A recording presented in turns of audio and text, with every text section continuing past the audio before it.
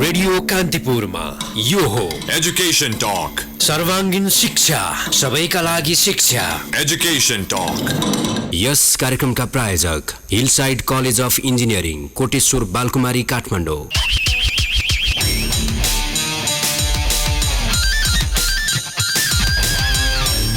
नमस्कार, एजुकेसन टकबाट आज पनि भूपेन्द्रको रेडियो कान्तिपुर रेडियो राष्ट्रको सुनिरहनु भएको छ देशभित्र अनि संसारभरिबाट। बुधबार साँझ 5 बजेको कान्तिपुर समाचारपछि हामी एजुकेसन टकमा सम्पूर्ण शिक्षा र सर्वाङ्गीन शिक्षाको बारेमा कुराकानी गर्ने गर्छौँ। आजको एजुकेसन टकमा मैले नेपालको पछिल्लो समयको निजी शिक्षा सञ्चालनका चुनौती सँगसँगै विद्यालय व्यवस्थापन लगायतका विषयमा कुराकानी गर्दैछु युवा विवेक विनयसँग। उहाँ जुगल स्कुल र कलेज कपन काठमाडौँका संस्थापक प्रिन्सिपल हुनुहुन्छ। इलामको सूर्योदय नगरपालिकामा 2037 सालमा जन्मिनुभएका विवेक विनय अङ्ग्रेजी भाषा र अर्थशास्त्रका स्नातकोत्तर हुनुहुन्छ। त्रिभुवन विश्वविद्यालयका 18 वर्षदेखि नेपाली शिक्षा क्षेत्रमा निरन्तर लागि पर्नुभएका विवेक विनय विद्यालयमा मूल्याङ्कन विषयका प्रशिक्षक समेत रहनुभएको छ। प्याप्सन काठमाडौँ जिल्ला कार्य समितिका सदस्य सँगसँगै प्याप्सन काठमाडौँ जिल्ला कार्य समितिको तालिम विभागका सचिव पनि हुनुहुन्छ। उहाँले शिक्षाको हकमा विद्यालयमा स्वमूल्याङ्कन पुस्तकको सहलेखन पनि गर्नुभएको छ। सँगसँगै 2062-63 को जनआन्दोलनको विद्यार्थी डायरी समेटेर आफ्नो अनुभवको अर्को पुस्तक पनि उहाँले प्रकाशन गर्नुभएको छ। मेरो स्टुडियोमा विवेक विनय हुनुहुन्छ। विवेकजीलाई म स्वागत गर्छु। विवेकजी, यहाँलाई स्वागत छ एजुकेसन टकमा। हस्, धन्यवाद सर। र कान्तिपुर एफएम सुनेर बसिरहनुभएका सम्पूर्ण श्रोताहरूलाई मेरो हार्दिक नमस्कार छ। जाउँ सिधै मेरो पहिलो प्रश्न तपाईँलाई कुराकानीका निम्ति हाम्रो शिक्षाको कुरा गरौँ। सामुदायिक शिक्षाले नेपाली शिक्षा प्रणालीमा आजको समयमा पारेको प्रभाव, असर वा सकारात्मक पाटाहरू वा नकारात्मक पाटाहरू के छन्, के देख्नुहुन्छ यहाँले? अहिले हामीले फर्केर हेर्ने हो भनेदेखि नेपालको सामुदायिक शिक्षाले ठुलै भूमिका खेलेको छ। किनभने अहिले देशको जनशक्ति जहाँ जुन जुन क्षेत्रमा हुनुहुन्छ त्यो वास्तवमा हेर्ने भने सामुदायिक विद्यालयले उत्पादन गरेकै जनशक्ति छन्। त्यस अर्थमा हेर्ने भनेदेखि सामुदायिक विद्यालयहरूले महत्त्वपूर्ण भूमिका खेलेको छ। तर समय परिवर्तन हुँदै गर्दाखेरि अहिले 20 वर्ष अगाडि र 20 वर्ष पछाडि अहिले जो समय परिवर्तन हुँदैछ त्यो परिवर्तन हुँदै गर्दाखेरि शिक्षामा ठुलो चाहिँ चेन्जहरू आएको छ। तर त्यो चेन्जलाई एड्रेस गरेर अहिलेको 21औं शताब्दीमा चाहिने शिक्षा जुन छ त्यो परिपूर्ति गर्ने सन्दर्भमा चाहिँ सामुदायिक विद्यालयले उल्लेख्य प्रगति गर्न सकेको छैन। जस्तो कि अहिले प्रविधिमय शिक्षा छ तर हाम्रो सामुदायिक विद्यालयहरूमा अहिलेसम्म थुप्रै स्कुलहरूमा बस्ने बेन्च पनि छैन। कम्प्युटरको जमाना छ, केही स्कुलहरूले त्यसलाई इन्टरटेन गर्न पाएका छन्, बाँकीले त त्यसलाई हेर्न पनि पाएको अवस्था अहिले पनि छैन। त्यस्तै गरी अबको भावी पुस्ता चाहिँ निर्माण गर्ने चाहिँ यो शिक्षा र त्यसमा पनि ठुलो सङ्ख्यामा चाहिँ सामुदायिक विद्यालयमा पढ्ने विद्यार्थीहरूलाई हामीले अत्यन्तै चाहिँ दक्ष चाहिँ बनाउनु पर्ने, त त्यो मामलामा चाहिँ अहिले पछाडि चुकिरहेको छ। किनभने पुरानै पुस्ताका चाहिँ शिक्षकहरू अध्यापकहरूले काम गरिरहनु भएको छ। त्यो अर्थमा हेर्ने भने समयानुकूल परिवर्तन हुन सकेको छैन। समयानुकूल परिवर्तन नभइसकेपछि हामीले जुन किसिमको आवश्यकता पर्थ्यो शिक्षाको त्यो परिपूर्ति हुन सकिरहेको अवस्था छैन। निजी विद्यालयको आवश्यकता किन छ अहिलेको सन्दर्भलाई जोडेर लिएर हेर्दाखेरि, ताकि अब विश्वव्यापी रूपमा हेर्ने हो भने सामुदायिक विद्यालय कलेजहरूको भूमिका अहम देखिन्छ संसारभरि नै। लगभग सामुदायिक विद्यालयहरू यति सबल छन् कि त्यहाँ पढ्न नपाएपछि मात्रै निजी विद्यालयको प्रयास गर्छन्। हामीले पश्चिमा समाजको कुरा गर्ने हो भने हाम्रोमा निजी विद्यालयको आवश्यकता किन पर्यो? जस्तो निजी विद्यालय सञ्चालन गर्ने व्यक्तिहरूले, शिक्षाविदहरूले सामुदायिक विद्यालयको स्तरोन्नतिका निम्ति किन पहल गरेनन्? निजी विद्यालयको आवश्यकता यो देशमा किन छ भन्ने प्रश्न अत्यन्तै महत्त्वपूर्ण छ। हामीले अहिले मैले केही अगाडि यहाँलाई भने अब टाइमली जुन खालको आवश्यकता छ यो देशमा त्यो परिपूर्ति गर्ने ल्याकत हैसियत अहिले सरकारसँग छैन। यहाँले फर्केर अहिले भर्खरै चाहिँ नि अस्ति 15 गते बजेट आएको छ। यहाँले बजेटमा हेर्नुभयो भने 10.68 चाहिँ प्रतिशत छुट्याएको छ। यो चाहिँ कम्तीमा 20% हुनु पर्थ्यो। अत्यन्तै न्यून बजेट हो। तुलनात्मक रूपले हेर्दा अलिअलि गएको वर्षको भन्दा अलिकति बढाएको त हो, तर भनेको पर्याप्त बजेटहरू छुट्याइएको छैन। त्यसले गर्दाखेरि अहिले वर्ल्ड क्लास एजुकेसनमा मैले अघि भने प्रविधिमय छ हैन, सिप सिकाउने कुराहरू छ, धेरै ठुलो कुराहरू छ। अझै पनि चाहिँ हामीले चाहिँ हेर्ने हो भनेदेखि इन्टरनेसनल कम्युनिटीसँग फाइट गर्ने खालको चाहिँ मेन पावर उत्पादन गर्न सरकारले अहिले सक्दैन, सकिरहेको छैन। त्यसमा निजीले सघाइरहेको छ एकातिर। अर्कोतिर अहिले निजी विद्यालय नहुन्थ्यो भनेदेखि कति धनराशि बाहिर जान्थ्यो। अहिले यसै पनि हामी व्यापार घाटामा छौँ हैन। देशमा चाहिँ डलरको संस्कृति कम छ, किन भन्दाखेरि चाहिँ हजारौँ मानिसहरू चाहिँ बाहिर पढ्न गइरहेको छ, चाहे उच्च शिक्षाको लागि स्कुल लेभलमा पनि गइरहेको छ। त्यसकारणले गर्दाखेरि त्यो मामलामा कम्तीमा देशको पुँजी यहीँ रोकेको छ। त्यो मामलामा चाहिँ निजी शिक्षा अत्यन्तै आवश्यक छ आर्थिक पाटोमा। अर्को क्वालिटी एजुकेसनको लागि निजी शिक्षा अत्यन्तै आवश्यक छ, किनभने उनले चाहिँ मेहनत गरेको छ, धेरै कुराहरूमा चाहिँ नयाँ ल्याएको छ। अहिले नेपालमा फर्केर हेर्नुहोस् न, 30 वर्ष जतिको प्राइभेट स्कुलको उपस्थितिमा यो देशको शिक्षाको अवस्था कस्तो छ हेर्नुहोस्। अहिले विदेशबाट उच्च शिक्षा हासिल गर्न नेपालमा आउने अवस्था छ। स्कुल लेभलमा धेरै प्रगति भएछ। त्यहाँ प्राइभेट सेक्टर नहुन्थ्यो भनेदेखि यो खालको क्वालिटी एजुकेसन सम्भवै थिएन। त्यही हिसाबले गर्दाखेरि चाहिँ म चाहिँ कम्तीमा पनि अर्को 20-30 वर्ष चाहिँ जबसम्म सरकार चाहिँ आत्मनिर्भर अथवा चाहिँ भनौँ न आर्थिक रूपमा चाहिँ सबल हुन सक्दैन, उसले चाहिँ चाहेको आवश्यकता अनुसार दिन सक्दैन, त्यति बेलासम्म त निजी चाहिँ सेक्टरको आवश्यकता भइ नै रहन्छ सर। जस्तो तपाईँले निजी विद्यालयहरूले क्वालिटी एजुकेसन दिइरहेका छन् भनिरहनु भएको छ। अहिले उत्पादन भएका एसई परीक्षापछि वा 12 कक्षाको परीक्षापछि उत्पादन भएका जति पनि युवा जनशक्ति विद्यार्थीहरू छन्, उनीहरूको हातमा अहिले पनि सर्टिफिकेट छ, कुनै सिप छैन, कुनै ज्ञान छैन, जीवनमा उपयोग गर्नका निम्ति कुनै त्यस्तो प्राविधिक विषयको ज्ञान उनीहरूले प्राप्त गर्न सकिरहेका छैनन्। त्यो अवस्थामा जस्तो हरेक वर्ष देशबाट बाहिरिने विद्यार्थीहरूको सङ्ख्या हेर्ने हो भने पनि उनीहरू बाहिर जाँदाखेरि सामान्य कफी तालिमदेखि लिएर यस्ता तालिमहरू गरेर विदेशमा काम गर्न पाइन्छ पढाइको साथसाथमा भनेर गइरहेका छन्। त्यो अवस्थालाई मध्यनजर गर्ने हो भने अहिलेका निजी विद्यालयहरूले सेतो बोर्ड, 2-4वटा कम्प्युटर हैन र सामान्य कुराहरू राखेर यसलाई हामीले व्यावहारिक बनायौँ, प्राविधिक बनायौँ वा जीवन उपयोगी बनायौँ भन्ने कति तथ्य छ, कति तथ्यसङ्गत छ? होइन, यहाँले बाहिर जाने चाहिँ विद्यार्थीहरूसँग जोडेर जुन प्रश्न गर्नुभयो त्यो एउटा त्यसमा चाहिँ म अलिकति के कुरा क्लियर गर्न चाहन्छु भनेदेखि देशको अवस्थाले गर्दाखेरि पनि देशमा चाहिँ अहिले स्थिर भइसकेपछि तपाईँले बाहिर जानेको सङ्ख्या घटेको छ, डेटा हेर्नुभयो होला। त्यस हिसाबले गर्दाखेरि अहिले चाहिँ त्यो घटेको छ धेरै मात्रामा होइन। तर बाहिर राम्रो सुख पाइन्छ कि बेटर लाइफ पाइन्छ कि भनेर छिटो पैसा कमाउँ, छिटै जीवनमा चाहिँ उन्नति गरौँ भन्ने एउटा तर्क छ। त्यसमा एजुकेसन पनि एउटा होला, म मान्छु त्यसमा। तर हामीले चाहिँ त्यति मात्र अहिले यहाँले जुन खालको भन्नुभयो हामीसँग चाहिँ 2-4वटा कम्प्युटर होर्डिङ बोर्डले मात्रै हामीले क्वालिटी क्लेम गरेको छैनौँ। अहिले तपाईँले हेर्ने भने विगतमा हेर्ने भने एसएलसी पास गरेको कति प्रतिशत चाहिँ सामुदायिकबाट हुन्थ्यो, कति प्रतिशत चाहिँ प्राइभेटबाट हुन्थ्यो, यहाँले हेर्नुभयो भने डेटा त्यहाँनिर देख्नुहुन्छ। त्यसले गर्दाखेरि चाहिँ हामीले जुन खालको चाहिँ क्वालिटी दिएका छौँ, अहिले चाहिँ धेरै मात्रामा चाहिँ नेपालमा रोजगारको अवस्थाहरू चाहिँ आइरहेछ। त्यसमा हाम्रै चाहिँ प्रोडक्टहरूले चाहिँ काम गरिरहेको अवस्था छ, प्राइभेटमा पढेकै विद्यार्थीहरूले चाहिँ काम गरिरहेको अवस्था छ। त्यसकारणले गर्दाखेरि अब त्यसको साथसाथै अन्य परिवर्तनहरू पनि आएको छ। अहिले चाहिँ तपाईँको हेर्नुहोस् न, हाम्रो प्राइभेटको चाहिँ गएर अहिले सामुदायिक विद्यालयमा चाहिँ अनिवार्य चाहिँ अङ्ग्रेजी माध्यमबाट पढाउने भनेको छ। अहिले तपाईँले भर्खरै हेर्नुभयो भनेदेखि अस्तिको बजेटमा चाहिँ रङ्गीन पुस्तक छपाउनुलाई 2 अर्बभन्दा बढी बजेट छुट्याइएको भनेको छ। रङ्गीन पुस्तक यो कहाँबाट आयो त भन्दा हामीले क्वालिटीहरू दिन थाल्यौँ, अब चाहिँ होइन यसरी गर्नुपर्ने छ भन्ने सरकारलाई पनि लाग्यो। त्यस कारणले सरकारले प्राइभेटबाट सिकेर आफूलाई चाहिँ नि त्यतातिर लगिरहेको छ। त्यो हिसाबले गर्दाखेरि हामीले त क्वालिटी दिएको छौँ र विदेश जानेको डेटालाई मात्रै नजोडौँ, यो देशभित्रै पनि भएको अन्य मेन पावर पनि हेरौँ। अहिले चाहिँ यत्रो चाहिँ निर्माण भइरहेको छ। तपाईँ चाहिँ रोडहरूमा हेर्नुहोस्, चाहे त्यो पुल बनाउनेमा हेर्नुहोस्, इन्फ्रास्ट्रक्चरमा हेर्नुहोस्, त्यहाँनिर इन्जिनियरहरू त्यहाँको जनशक्ति छ, जनशक्ति काम गरिरहेको छ। देशभित्र उत्पादन भएको होस् वा विदेशमा उत्पादन भएको होस्, त्यो आफ्नो ठाउँमा छ। निजी विद्यालयले क्वालिटी एजुकेसनको सन्दर्भमा खेलेको भूमिका चाहिँ के हो बुदागत रूपमा भनिदिनुहोस् न। त्यो चाहिँ सबभन्दा पहिलो एउटा कुरा चाहिँ के हो भने आत्मनिर्भर बनाउने क्रममा होइन। जस्तो कि तपाईँ विदेशै जाँदाखेरि पनि त उसँग म गर्छु भन्ने एउटा आत्मविश्वास आत्मबल त छ नि होइन। त्यो नभए त मान्छे जान सक्दैन नि होइन। त्यस कारणले गर्दाखेरि पहिलो कामै हामीले प्राइभेट सेक्टरले विद्यार्थीहरूलाई चाहिँ नै माछा होइन कि माछा मार्ने कला सिकाइरहेछ 1 नम्बरमा है। 2 नम्बरमा चाहिँ हामीले देशप्रति चाहिँ नै प्रेम हुनुपर्छ होइन। एउटा चाहिँ यो राष्ट्रियताको सुगन्ध बोकेको चाहिँ नै शिक्षा शिक्षा हुनुपर्छ भनेर त्यो खालको काम गरिरहेको छ। त्यस हिसाबले गर्दाखेरि चाहिँ धेरैले चाहिँ अहिले बाहिर उच्च शिक्षा लिए पनि नेपालमा फर्किरहेको छ। देश प्रेम पनि एक हिसाबले बढेको म देख्छु है 2 नम्बरमा। अब तेस्रो नम्बरमा हेर्ने भनेदेखि चाहिँ उनीहरूले विभिन्न चाहिँ नि तपाईँको अर्गनाइजेसनहरू चाहिँ नि इस्टाब्लिसहरू गरेर सङ्घ संस्थाहरू इस्टाब्लिसहरू गरेर विभिन्न चाहिँ तपाईँको धेरै कुराहरू उद्योगहरू सञ्चालन गरिरहेको छन् होइन। त्यो उद्योग सञ्चालन मार्फत चाहिँ रोजगारी अरूलाई दिइरहेको छन् होइन। देशको अर्थतन्त्रमा चाहिँ नि सुधार गरिरहेका छन्। त्यो हिसाबले गर्दाखेरि यो मूलभूत रूपमा यो 4-5 वटा कुराहरू चाहिँ म देख्छु। हजुर श्रोता, मैले कुराकानी गरिरहेको छु आज विवेक विनयसँग, कपनको जुगल स्कुल र कलेजका संस्थापक प्रिन्सिपल हुनुहुन्छ।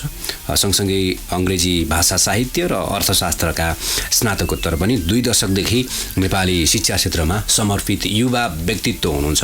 नेपालको शिक्षा क्षेत्रको परिवर्तनका निम्ति युवाहरूले खेलेको भूमिका र गरेको लगानी के हो र यो सँगसँगैका अन्य विषय लिएर आगामी चरणको कुराकानीमा आउँछु। यति बेला जाउँ प्रचार सामग्रीपट्टि। रेडियो कान्तिपुरमा यो हो Education Talk. सर्वाङ्गीन शिक्षा, सबैका लागि शिक्षा। Education Talk. यस कार्यक्रमका प्रायोजक Hillside college of engineering, Koteshwor Balkumari, Kathmandu. Education टकमा फेरि पनि तपाईँलाई स्वागत छ। रेडियो कान्तिपुर रेडियो राष्ट्रको सुनिरहनु भएको छ। आज मैले जुगल स्कुल कलेज कपन काठमाडौँका संस्थापक प्रिन्सिपल विवेक विनयसँग कुराकानी गरिरहेको छु। विवेक विनय प्याप्सन काठमाडौँका जिल्ला कार्य समितिका सदस्य, सँगसँगै सोही संस्थाको तालिम विभागका सचिव पनि हुनुहुन्छ। विद्यालयमा मूल्याङ्कन विषयका प्रशिक्षक पनि हुनुहुन्छ लामो समयदेखि, र उहाँले विद्यालयमा सो मूल्याङ्कन नामक पुस्तकको सहलेखन पनि गर्नुभएको छ। मैले फेरि स्वागत गरेँ विवेकजीलाई। अघिको कुराकानीको प्रसङ्गलाई म जोड्छु। हाम्रो पाठ्यक्रम, हाम्रो पठन पाठन हुने कक्षा कोठा, विद्यार्थीको मनोविज्ञान, अभिभावकका कुरा, शिक्षक शिक्षिकाका कुरा असाध्यै महत्त्वपूर्ण छन् विद्यालयभित्र। हाम्रो पाठ्यक्रमले अहिलेको विश्व परिप्रेक्ष्यमा स्थान कहाँ राख्छ? यहाँले जस्तो शिक्षाको मूल्याङ्कनका कुरा, विद्यालयका मूल्याङ्कनका कुरा, पाठ्यक्रमका कुराहरू गरिरहनु भएको छ। हजुर, अब हाम्रो विज्ञहरूले चाहिँ संसारकै उत्कृष्ट भन्नुहुन्छ पाठ्यक्रमलाई। त स्कुल लेभलको अहिले पाठ्यक्रम पनि चेन्ज हुँदैछ। अब यो चाहिँ वास्तवमा यही वर्षदेखि चाहिँ 76 देखि नै लागू चाहिँ हुनुपर्ने हो, तर त्यो अहिले आइसकेको छैन, मलाई लाग्छ अर्को वर्षदेखि होला। अब पाठ्यक्रमले हेर्दाखेरि चाहिँ सरसर्ती हेर्दाखेरि अहिले स्कुल लेभलको पाठ्यक्रमले हेर्दाखेरि चाहिँ हाम्रो पाठ्यक्रमले सिपतिर चाहिँ प्रमोट गर्ने खालको पाठ्यक्रम चाहिँ छैन, अथवा अपर्याप्त छ भनौँ, छैन चाहिँ नभनौँ, अपर्याप्त छ भनौँ होइन। किनभने शिक्षाको काम के त भन्दाखेरि शिक्षाको काम चाहिँ जीवनलाई सहज बनाउने हो। सहज कतिखेर हुन्छ त भन्दाखेरि मैले प्राप्त कुनै ज्ञान लिएँ भने त्यसमा मैले विज्ञता हासिल गर्नु, स्किल जुन कुराहरू हामीले सिपको कुराहरू गर्छौँ, त्यसैले गर्दाखेरि त्यो कुराहरूलाई चाहिँ अलिक बढी चाहिँ घोकाउने हो। अहिले चाहिँ चेन्ज हुँदैछ, जीवनमा चाहिने कुराहरूलाई चाहिँ अहिले चाहिँ बल्ल इन्क्लुड हुँदैछ। तपाईँले एउटा सानो उदाहरण दिउँ, कक्षा 10मा सोसल विषयमा अहिले चाहिँ एउटा आर्थिक क्रियाकलाप भन्ने एउटा टपिक थपिएको छ। त्यसमा भाइ बहिनीहरूले सेयरको बारेमा पढ्छन्, ब्याङ्किङको बारेमा पढ्छन्, पैसाको बारेमा पढ्छन्। किनकि जीवनमा गएर केही न केही उनीहरूले पैसा कमाउनै पर्छ भने त्यो कुरा स्कुलदेखि अलिअलि सिकाइदिनु पायो भनेदेखि राम्रो हुन्थ्यो भनेर अहिले सरकारले त्यो सोचेको होला। त्यस्तो खालको कुराहरू, कतिपय कुराहरू चाहिँ जीवनमा आवश्यकै नपर्ने कुराहरू चाहिँ मैले जस्तो चाहिँ मैले सधैँ भन्ने गरेको छु, म्याथमेटिक्समा हामी अल्जेब्रा पढ्छौँ, त्यो जीवनमा कहाँ प्रयोग हुन्छ मलाई थाहा छैन। हुन त म त्यो विषयको विद्यार्थी त होइन, तर जीवनमा प्रयोग हुने खालको चाहिँ शिक्षा चाहिँ मैले चाहिँ केही समय अगाडि युरोपको चाहिँ केही देशहरू भ्रमण गरेर हेरेँ। जर्मनी, फ्रान्स, इटली, स्विजरल्यान्ड लगायत 6-7 वटा देशहरू मैले घुमेर हेरेँ। त्यहाँ उनीहरूले फोकस नै स्किललाई गरेको छ। करिकुलम दिँदैछ। विश्वको सबभन्दा राम्रो स्कुलिङ भएको देश फिनल्यान्डमा उनीहरूको करिकुलम मात्र छ, किताब छैन। त्यहाँदेखि स्किललाई बेस हुने खालको चाहिँ हुनु पर्यो। त्यस कारणले यो त एउटा लामो चाहिँ एनालाइसिस हुनुपर्छ यसमा। त्यस कारण अहिले सरसर्ती हेर्दाखेरि चाहिँ स्किललाई प्रमोट गर्ने खालको हुनु पर्यो। घोक्ने रट्ने गेस्ट पेपरबाट, गाइडबाट, त्यस्तोबाट, म्यानुअलबाट दिने खालको होइन, स्किल हुनु पर्यो। त्यो स्किल टाइमली परिवर्तन हुनुपर्छ। हामीमा सामान्यतया चाहिँ करिकुलम 5 वर्षमा रिभ्यालुएसन हुन्छ, 10 वर्षमा पुरै चेन्ज हुन्छ, तर प्रत्येक वर्ष पनि त्यसलाई चाहिँ रिभाइज गर्न सक्ने अवस्था कि टाइमली चेन्ज भन्छौँ हामी, त्यो कुराहरू चाहिँ गर्न सक्ने अवस्था चाहिँ हुनुपर्छ। अब क्लासरुमको कुराहरू यहाँले जोड्नुभयो, अभिभावकको कुरा जोड्नुभयो, टिचरको कुरा जोड्नुभयो। अब क्लासरुम चाहिँ ल्याब जस्तो हुन आवश्यक छ। खालि डेस्क बेन्च राख्ने, एउटा बोर्ड झुन्ड्याउने मात्रै होइन, त्यहाँ धेरै कुराहरू हुनुपर्छ। त्यो पनि अहिले निजी स्कुलहरूमा चाहिँ धेरै चाहिँ जस्तो चाहिँ कर्नर चाहिँ लाइब्रेरी भनेर हामीले सुरु गरेका छौँ। प्रत्येक कक्षा कोठामा सानो लाइब्रेरी हुने, बुकहरू राख्ने, त्यहीँबाट चाहिँ हुने, अब अडियो भिडियोको क्लासहरू हुने, त्यो भइरहेछ। अब शिक्षकहरूको हेर्ने भने हामीसँग तालिम प्राप्त शिक्षकहरू अहिले पनि हुनुहुन्न। होइन सामुदायिक स्कुलहरूमा हेर्ने भने लामो समयदेखि काम गर्नुभएको छ चाहिँ अब कतिले त धेरै राम्रो गर्नुभएको छ यो सबैलाई आरोप पनि होइन तर के हो भने मैले लामो समयसम्म काम गरेँ म अनुभवी छु भन्ने एउटा चाहिँ रहन्छ मान्छेसँग किनभने टाइमले त्यो अनुभव एउटा पाटो हो त्यसले आत्मविश्वास दिन्छ तर टाइमली चेन्ज चाहिँ हुनुपर्छ एउटा 30 वर्ष पढाएको टिचरलाई अहिले चाहिँ तपाईँको कम्प्युटर चलाउन आएन प्रोजेक्टर चलाउन आएन भने कामै छैन अनुभव त छ तर टाइमली चेन्ज भएन त्यसैले हाम्रो अब चाहिँ त्यो खालको चाहिँ मेन पावर अहिले पनि छैन सरकारले त्यतिर ध्यान दिन अलिक सकेको पनि छैन त्यो पाटो भयो अनि अभिभावकहरूमा तपाईँले स्कुल पठाएपछि सकिहाल्यो भन्ने खालको धेरैको मानसिकता छ किनभने त्यो भएन भने हुँदैन त्यसैले गर्दाखेरि अहिले टेन्टेटिभली हेर्दा म यिनै कुराहरू देख्छु जस्तो शैक्षिक जनशक्तिको एउटा अहम प्रश्न छ हजुर नेपालको शिक्षा क्षेत्रमा जुन जनशक्तिले काम गरिरहेको छ त्यो जनशक्ति काम चलाउ मात्रै छ धेरैको मूल्याङ्कन हो यो हजुर जस्तो नतिजैको आधारमा भन्ने हो भने हजुर राम्रो उत्कृष्ट नतिजा ल्याउने विद्यार्थी हेल्थ साइन्समा गइरहेको छ पढिरहेका छन् इन्जिनियरिङ क्षेत्रमा छन् त्यसपछिको व्यवस्थापनमा छन्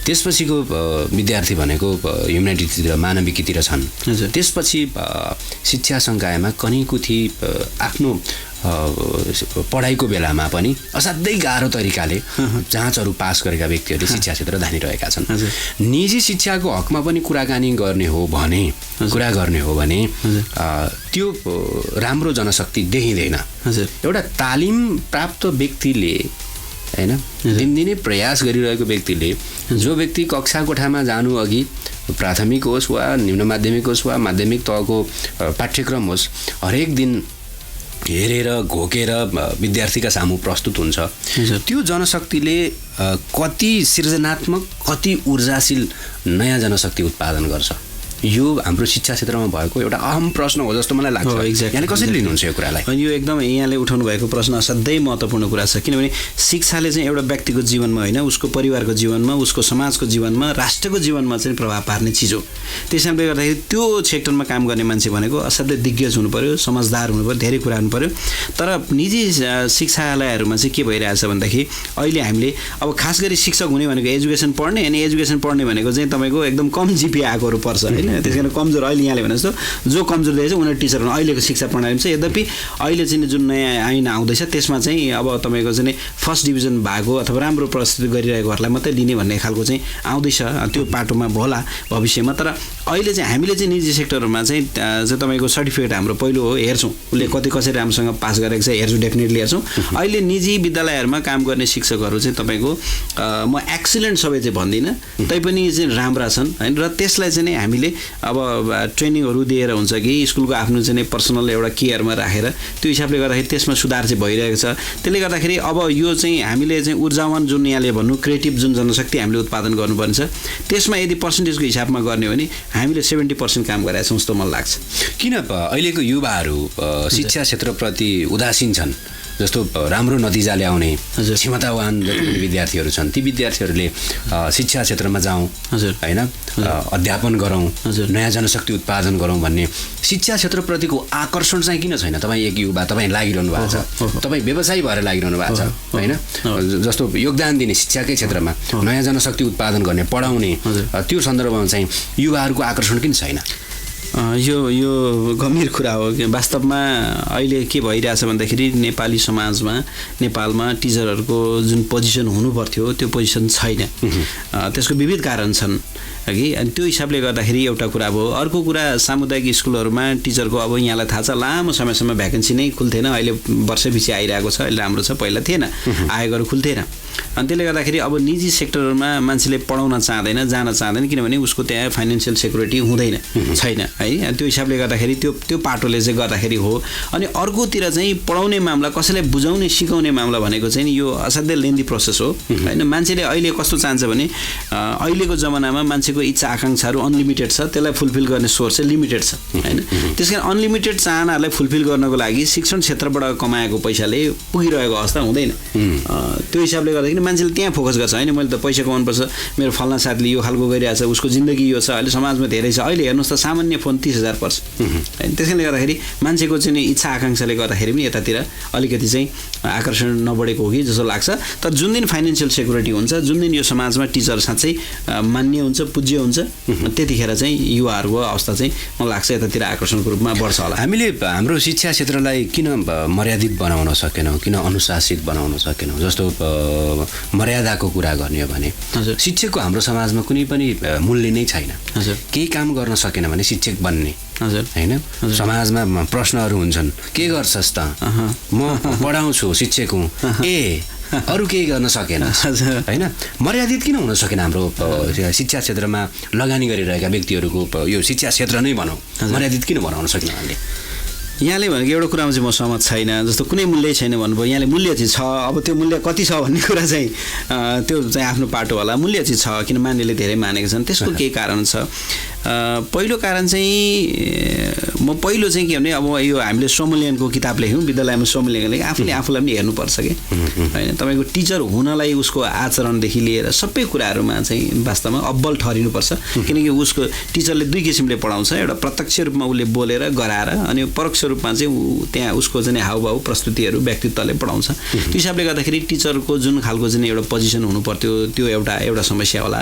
अब अर्को दोस्रो कुरा चाहिँ सरकारको टिचरलाई हेर्ने दृष्टिकोण पनि म देख्छु कि तपाईँको अहिले चाहिँ टिचरलाई जुन खालको मान्यता दिनु पर्थ्यो सरकारले, जस्तो अरू देशहरूमा दिइन्छ, अरू देशहरूमा जुन किसिमको सम्मान हुन्छ, जुन किसिमको पहुँच हुन्छ, कुनै कार्यक्रमहरू फङ्सन भयो भने त्यहाँ टिचरलाई 1 नम्बरमा इन्भाइट गरे हुन्छ उनीहरूले होइन। उनीहरूलाई त्यो फ्रन्ट लाइनमा राखेको हुन्छ, किनकि यो देशको प्रधानमन्त्री उत्पादन गर्ने काम, इन्जिनियर जेसुकै उत्पादन गर्ने काम त्यही टिचर हो भनेर उसलाई 1 नम्बरमा नपढेकै ऊभन्दा कमै भए पनि आमा बाबुलाई अगाडि राखेको जस्तो टिचरलाई अगाडि राखेको छ। त्यो खालको चाहिँ त्यो कल्चर त्यहाँबाट सुरु भएको छ।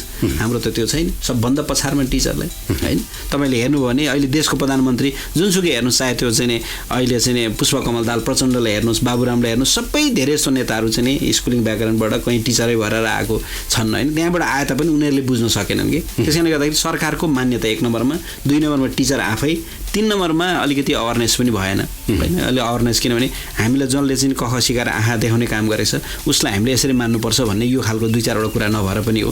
अनि त्यसले अर्को चाहिँ अब सेवा सुविधाहरूको कुरा पनि होला। त्यसले गर्दाखेरि चाहिँ यो यिनै कारणले गर्दाखेरि चाहिँ टिचरको जुन वेट हुनुपर्थ्यो त्यो भइरहेको मैले देख्दिनँ।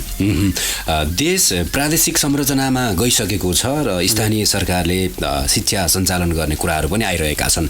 यो अवस्थामा अबको शिक्षा कस्तो हुनुपर्छ यो विषयमा मैले आगामी खण्डमा कुराकानी गर्छु। जाउँ प्रचार सामग्रीपट्टि। रेडियो कान्तिपुरमा यो हो Education Talk. सर्वाङ्गीन शिक्षा, सबैका लागि शिक्षा। Education Talk. यस कार्यक्रमका प्रायोजक Hillside college of engineering, Koteshwor Balkumari, Kathmandu. Education टकमा फेरि पनि तपाईँलाई स्वागत छ। आजको एजुकेसन टकमा मैले जुगल स्कुल कलेज कपन काठमाडौँका संस्थापक प्रिन्सिपल एवं प्याप्सन काठमाडौँका जिल्ला कार्यसमिति सदस्य एवं तालिम विभाग सचिव विवेक विनयसँग कुराकानी गरिरहेको छु। अङ्ग्रेजी भाषा साहित्य र अर्थशास्त्रका स्नातकोत्तर पनि हुनुहुन्छ। विवेकजीलाई मैले फेरि पनि स्वागत गरेँ। मैले अघि प्रसङ्ग उठाएको थिएँ, अबको शिक्षा कस्तो हुनुपर्छ। देश प्रादेशिक संरचनामा गइसक्यो, स्थानीय सरकारले नै शिक्षाको करिकुलम बनाउने नीति नियमहरू आइसके। तपाईँको बुझाइमा एक युवा हुनुहुन्छ, ऊर्जाशील युवा जसले 20 वर्ष नेपाली शिक्षा क्षेत्रमा लगानी गरिरहनु भएको छ। साँच्चीकै देशको मुहार फेर्ने हो भने शिक्षा क्षेत्रमा आमूल परिवर्तन गर्नु जरुरी छ होइन। शिक्षा क्षेत्रको स्तर उन्नति नगरेसम्म देशको मुहार फेरिने अवस्था पक्कै पनि छैन। यो अवस्थामा अबको शिक्षा कस्तो हुनुपर्छ यहाँलाई के लाग्छ? देश सङ्घीय ढाँचामा गइसकेको छ। यसलाई मैले 2टा खण्डमा यो प्रश्नको उत्तर दिन चाहन्छु।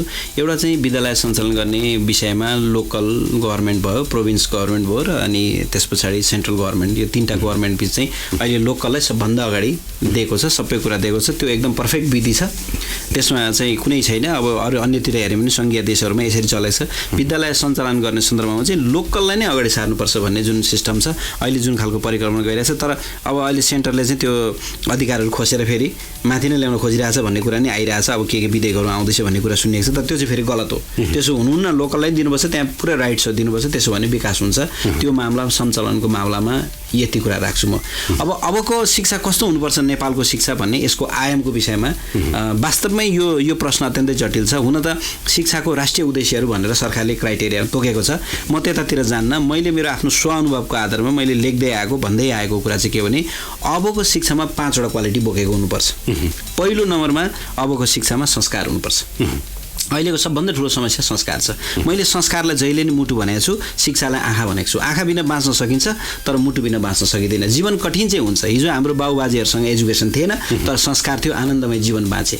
आज तपाईँले चाहिँ आत्महत्याको घटना हेर्नुहुन्छ भने प्रत्येक दिन चाहिँ 8 जनाभन्दा बढीले आत्महत्या गरिरहँदा एजुकेटेड मान्छे बढी छ हैन। त्यसमा एउटा कारण चाहिँ संस्कार छैन। हामी संस्कार भुलिसकेका छौँ। कसलाई सम्मान गर्ने, कहाँ के गर्ने, मेरो चाहिँ परिवारप्रति समाजप्रतिको कुराहरू। त्यस कारण पहिलो चाहिँ क्वालिटी संस्कार हुनु पर्यो।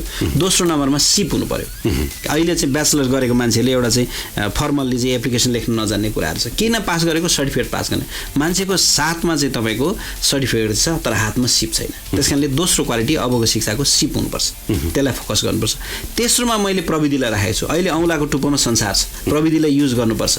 अहिलेको जमाना हार्डवर्किङ गर्ने जमाना होइन। दिनको 10 घण्टा पढ्ने, दिनको 10 घण्टा खट्ने जमाना होइन। 1 घण्टा खटेर 10 घण्टाको चाहिँ फाइदा लिने जमाना हो। यसलाई म स्मार्ट एरा भन्छु। अहिले स्मार्ट काम गर्नुको लागि प्रविधिको आवश्यक पर्छ।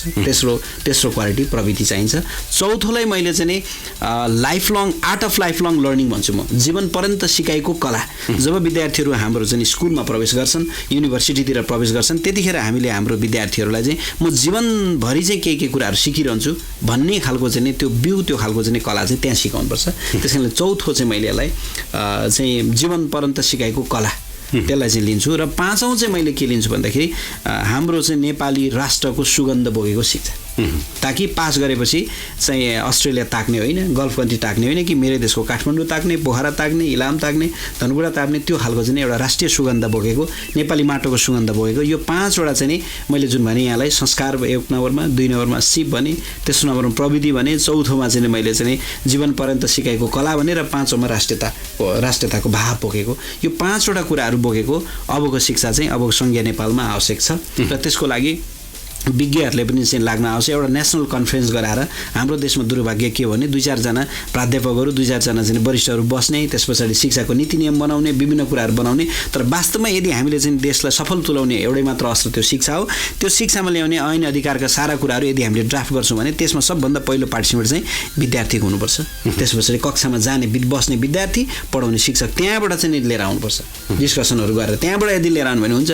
तर अहिले चाहिँ के भयो भनेदेखि चाहिँ तपाईँको चाहिँ हुम्लाको एउटा गाउँको विकास हामी चाहिँ 5 स्टार होटलमा बसेर काठमाडौँमा बसेर बनाए जस्तो भयो। तीकै जनतालाई समावेश गरेर गरे पनि बल्ल चाहिँ हुन्छ। त्यो हिसाबले गर्दाखेरि चाहिँ यो 5वटा आयाम बोकेको चाहिँ भयो भने मलाई लाग्छ जुन हामीले चाहिँ समृद्ध नेपालको परिकल्पना गरिरहेछौँ त्यो चाहिँ पुरा हुन्छ जस्तो लाग्छ। जस्तो तपाईँले यो कुरा भनिरहँदाखेरि एउटा उदाहरणमा जाउँ। कर्णाली प्रदेश अहिले नाम पनि आइसकेको छ।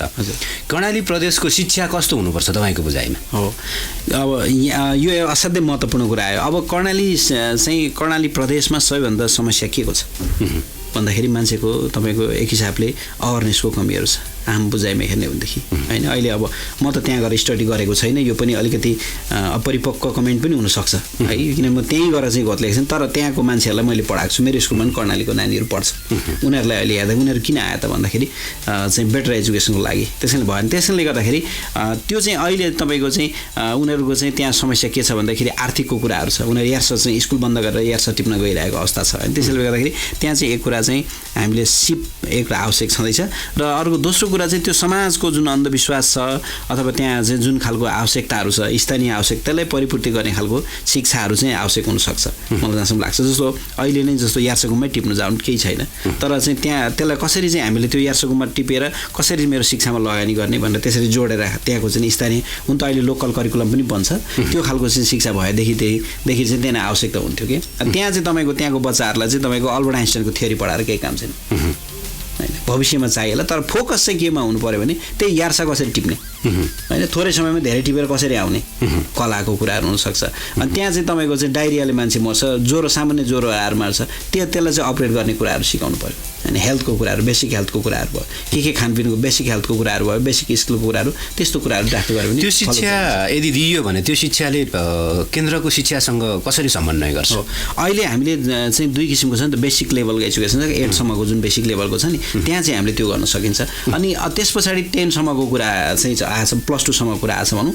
10 सम्म त्यसो गरिसकेपछि त कम्तीमा त्यहाँको आवश्यकता परिपूर्ति भइसकेपछि त अनि पछाडि त फेरि बिस्तारै त्यो लिङ्क भएर आउँछ। उसले त्यो कुराहरूमा आत्मनिर्भर भएपछि उसको फाइनेन्सियल अवस्था हुन्छ, उसमा जनचेतनाको कुरा हुन्छ, विभिन्न कुराहरू बढ्दै अहिले पनि तपाईँको छुवाछुतको कुरा हेर्नुहोस्, धामी झाँक्रीको कुरा हेर्नुहोस्, अहिले पनि छ नि। त्यसलाई नचिरिकन हामी राष्ट्रसँग कनेक्ट भएर नि के काम छ र? कामै छैन। त्यसैले पहिला चाहिँ त्यहाँकै खुड्किलाहरू चाहिँ बनाएपछि अनि बल्ल बिस्तारै टाइप भएर जान्छ। निजी विद्यालय मुनाफामुखी बढी भए सेवामुखी कम छन्, व्यापार बढी हो भन्ने एक खालको विश्लेषकहरूको मूल्याङ्कन छ। यो कति हदसम्म सत्य हो? हामी अर्को चरणमा कुराकानी गर्छौँ। एजुकेसन टक सुन्दै गर्नुहोस्। रेडियो कान्तिपुरमा यो हो Education Talk. सर्वाङ्गीन शिक्षा, सबैका लागि शिक्षा। Education Talk. यस कार्यक्रमका प्रायोजक Hillside college of engineering, Koteshwor Balkumari, Kathmandu. फेरि पनि तपाईँलाई एजुकेसन टकमा स्वागत छ। आज मैले जुगल स्कुल कलेज कपन काठमाडौँका संस्थापक प्रिन्सिपल विवेक विनयसँग कुराकानी गरिरहेको छु। प्याप्सनसँग आबद्ध व्यक्तित्व पनि हुनुहुन्छ, सँगसँगै अङ्ग्रेजी भाषा साहित्य र अर्थशास्त्रका स्नातकोत्तर पनि हुनुहुन्छ। 2 दशक नेपाली शिक्षा क्षेत्रमा बिताइसक्नु भएको छ। विवेकजीलाई मैले फेरि पनि स्वागत गरेँ यो अन्तिम चरणको कुराकानीमा। जस्तो विद्यालयको स्वमूल्याङ्कन आफ्नो ठाउँमा छ, त्यो प्रसङ्गमा पनि आउँछु। त्योभन्दा अघि जस्तो निजी विद्यालयलाई सधैँभरि लाग्ने भनेको आरोप मुनाफामुखी बढी भए। जस्तो तपाईँ प्याप्सनसँग आबद्ध हुनुहुन्छ। काठमाडौँको हकमा कुराकानी गर्ने हो भने विभिन्न शीर्षकमा विद्यार्थीसँग शुल्क लिएर, चर्को महँगो शुल्क लिएर विद्यालयहरू सञ्चालन भइरहेको हामीले देख्छौँ। एक हिसाबले हेर्ने हो भने विद्यालयहरूको जुन क्याटेगोराइज छ त्यसले हेर्ने हो भने हाम्रो समाजमा एउटा वर्गीय विभेद पनि सिर्जना गरेको जस्तो पनि देखिन्छ। एक हिसाबले हेर्दाखेरि एउटै टोलमा सँगै गुच्चा खेल्ने वा क्रिकेट खेल्ने वा फुटबल खेल्ने ओल्लो घर र पल्लो घरका बालबालिकाहरू ठुलो घरको बिहान गाडी चढेर विद्यालय जान्छ हैन। त्यही सानो घरको अथवा अलिकति मध्यम वर्गको विद्यार्थी चाहिँ धुलो मैलो भएको लुगा लगाएर नजिकैको कुनै स्कुल जान्छ। बेलुका बिहान ती विद्यार्थीसँगै हुन्छन्। ती विद्यार्थीको मनोविज्ञानमा हाम्रो निजी शिक्षाले कोरेको प्रभाव त सकारात्मक त छैन हैन। त्यो राम्रो कुरा दिमागमा पर्ने बेलामा फलानो धनी, फलानाको छोरो ठुलो, राम्रो स्कुलमा पढ्छ, उप्रतिको आफूप्रतिको हीनताबोध, उप्रतिको अर्कै खालको सोच, त्यो खालको एउटा विभेद पनि निजी शिक्षाले ल्याएको जस्तो लाग्दैन? यसलाई विभेदै भन्दाखेरि पनि मलाई चाहिँ के लाग्छ भन्दाखेरि यो यहाँको प्रश्नमा जानुभन्दा अगाडि अलिकति चाहिँ म थोरै ब्याकग्राउन्डमा के चाहिँ कुरा गर्छु भने अहिले संविधानमा अनिवार्य तथा निजी चाहिँ शिक्षा भनेको छ। यो मेरो धेरै अगाडिदेखिको मेरो असहमति के हो भने शिक्षा कहीँ पनि चाहिँ निःशुल्क छैन। अहिले सरकारले दिएको पैसा तपाईँहरूले ट्याक्स तिरेको होइन र? हो नि, हाम्रो ट्याक्सले चाहिँ निजी त निःशुल्क दुनियाँमा के भने यो त अप्राकृतिक कुरा छ। मान्छेले निःशुल्क पानी भनेर पानी मात्रै प्रयोग गर्दा अहिले सङ्कट आइरहेछ नि विभिन्न दुनियाँमा। निःशुल्क भन्ने केही हुँदैन एक। दोस्रो कुरा, निःशुल्क भइसकेपछि क्वालिटीको कुराहरू पनि बढ्दैन। मेरो कपन एरियामा एउटा स्कुल छ, सरकारी स्कुल, त्यहाँ चाहिँ तपाईँकै चाहिँ नेसनल स्ट्यान्डर्डको छापामा अस्ति आएको थियो, त्यहाँ भर्ना बन्द। किनभने उहाँले के गर्नुभयो भनेदेखि त्यो सरकारी स्कुल भए तापनि त्यहाँ उहाँहरूले अतिरिक्त शुल्क लिनुभएको छ। अहिले देशभरि जति पनि प्राइभेट सरकारी स्कुलहरू राम्रोसँग चलेको छ, तपाईँले यही स्टडी गर्नुहोस्, त्यहाँ उहाँहरूले एक्स्ट्रा पैसा लिनै भएको छ अनि राम्रो भएको छ। त्यसले गर्दा दुनियाँमा निजी अथवा भनौँ निःशुल्क भन्ने केही चिज हुँदैन। त्यो सरकारी पनि सशुल्कै हो, तर हामीले तिरेको ट्याक्सबाट सरकारले दिन्छ। एउटा कुरा यो चाहिँ कस्तो भयो भने तिमी मलाई चाहिँ उन देऊ, म तिमीलाई निःशुल्क कोड दिन्छु भने जस्तो मात्रै हो त्यो पाटो। यो ब्याकग्राउन्डमा उभिएर यदि हामीले भन्यो भने हामीलाई चाहिँ यो आरोप छ। एउटा के हो भन्दाखेरि यो एउटा चाहिँ समाजको मानसिक पनि हो। यो धेरैको चाहिँ यस्तो छ, तपाईँ सरकारले पनि जहिले चाहिँ हामीलाई चाहिँ निजीलाई कहिले 5 वर्षमा बन्द गर्ने, 10 वर्षमा बन्द गर्ने भन्ने कुराहरू चाहिँ धेरै मात्रामा उठिरहेको अवस्था छ। तर मैले सधैँ के भन्ने गर्छु भने निजीलाई मास्ने होइन, सामुदायिकलाई उकास्ने भन्छु क्या। जुन दिन सामुदायिक उकासिन्छ निजी त्यसै गइहाल्छन्, किन कराउनै परेन। तपाईँको अहिले हेर्नुहोस् न, सामुदायिक विद्यालयमा अहिले पनि 10 लाख विद्यार्थीहरू चाहिँ स्कुल बाहिरै छन्।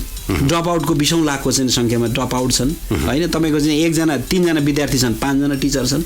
यस्तो भद्रगोल छ, त्यतातिर म्यानेज गर्नलाई न विज्ञले सल्लाह दिन्छन् न सरकार लाग्छ, तर खालि निजीलाई दोष दिएको छ। तर त्यो होइन, हामीले निजीले गरेको कन्ट्रिब्युसनलाई चाहिँ भुलेको छ। किनभने लाखौँ रुपियाँ अरबौँ पैसा चाहिँ बाहिर जानबाट बचाएको छ नि। तर त्यो होइन, त्यो मामलामा चाहिँ त्यसरी चाहिँ लुटपाट गरेको अथवा त्यो खालको जुन आरोपहरू रहेछ, यो अलिकति यसलाई हामीले चिन्ताजनक हो। हामीले यसको वास्तवमा भन्यो भने खेत पनि प्रकट गर्छौँ। तर एक हिसाबले यहाँले भने जस्तो दुई खालको ड्रेस लगाएर 2-3 जान्छ भन्ने कुराहरूमा यसको केही नकारात्मक पक्ष सानोतिनो हुन चाहिँ सक्ला, किनभने हाम्रो पनि चाहना सबै बच्चाले क्वालिटी एजुकेसन प्राप्त गर्नु भन्ने नै हो होइन। तर त्यसले त्यति साह्रो विभेदै ल्याएको छैन। यसले मान्छेलाई म पनि चाहिँ प्राइभेटमा पढ्नु पाए हुन्थ्यो भन्ने चाहना जाग्छ, अनि प्राइभेटमा पढ्न चाहिँ सक्ने अवस्था इनकेस भएन भने त्यस पछाडि उसले चाहिँ के गर्छ भन्दाखेरि अब सामुदायिकमै गर्छ। सामुदायिकले पनि चेन्ज गरेछ, अहिले टाई छ हेर्नुहोस् तपाईँको, सबै ड्रेसहरू बनाएको छ, अलिकति हुँदै गइरहेको छ। यसमा त सरकारले पनि हुनसक्छ, देशभरिको एउटै ड्रेस पनि बनाउन सकिन्छ, त्यो कुराहरूले गरेर लिएर जान सकिन्छ। तर नेपालमा विकासको लागि चाहिँ फेरि यो खालको कुराहरू आवश्यक छ। मान्छे खर्च भयो भने बल्ल आम्दानी बढाउनुतिर लाग्छ, खर्चै भएन भने आम्दानी बढ्दैन कि। यो चाहिँ के भने इन्कमको सिद्धान्त जुन छ हामीले हेर्छौँ, म चाहिँ त्यसको विरुद्ध देख्छु, किन खर्च भएपछि मान्छेले आम्दानी गर्नेतिर लाग्छ। खर्चै भएन भने के को आम्दानी गर्ने हुँदैन। त्यस हिसाबले गर्दाखेरि त्यसरी चाहिँ होइन। र अब हामीले विभिन्न शीर्षकमा शुल्क लिएको छ भने त सरकारले नियमन गरेको छ नि कतिपय कुराहरूमा होइन, किन सरकारले चाहिँ अनुमति नदिकन त कसैले गर्न सक्दैन होइन। त्यस कारणले सञ्चालन गर्ने सारा कुरा A to Z कुराहरू चाहिँ तपाईँको चाहिँ हामीले बेहोर्नुपर्छ होइन। सरकारले हामीमाथि गरेको विभेद चाहिँ हामीले फेरि यो कुरा बारम्बार भनिरहेको छौँ, सरकारले हामीमाथि गरिरहेको चाहिँ विभेद छ, अन्याय छ हामीमाथि भनेर हाम्रै बच्चाहरूमाथि। अहिले स्कलरसिपमा हाम्रो चाहिँ निजी स्कुलमा पढेको बच्चाले पाउँदैन।